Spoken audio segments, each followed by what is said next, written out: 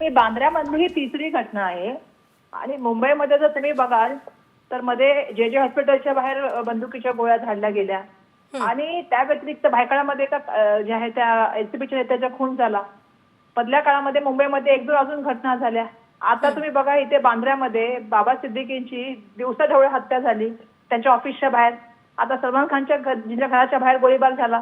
आता ही घटना झाली जेव्हा की हा एरिया पूर्णपणे जे आहे व्हीआयपी एरिया आहे आणि याच्यामध्ये त्यांच्याकडे ऑलरेडी पोलीस आहेत आणि त्याच्या व्यतिरिक्त स्वतःचे बॉडीगार्ड आहेत. असं असताना सुद्धा जर अशा तऱ्हेच्या घटना होत असतील आणि घरात घुसून जर मारला जात असेल तर कायदा सुव्यवस्थेची काय परिस्थिती आहे समजून घेतलं पाहिजे.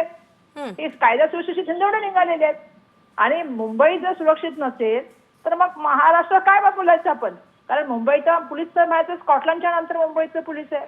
पण दुर्दैवाने आज पोलिसांचं इतकं खच्चीकरण झालेलं आहे आणि ज्या तऱ्हेने महाराष्ट्रामध्ये आणि मुंबईमध्ये घटना बघतो मग की बीड असेल परभणी असेल किंवा पुण्याची घटना असेल ही दुर्दैवाने मला बोलायला वाटतं की आता कायदा सुव्यवस्थेचे खूप मोठ्या प्रमाणामध्ये त्याच्यावरती प्रश्नचिन्ह निर्माण झालंय. गृह विभाग करताय काय, गृहसचिव संचालिका करतायत काय, मुंबईचे पोलीस आयुक्त करतायत काय, हे प्रश्न निर्माण झालाय ना. कारण आता घरात घुसायला लागले. काय महाराष्ट्र आणि मुंबईने कधी बघितलं नव्हतं. एकंदरीतच वर्षाताई आतापर्यंत मुंबईला सर्वात सेफ समजलं जात होतं. आता मुंबई सेफ राहिली नाहीये का, काय वाटतं आपल्याला?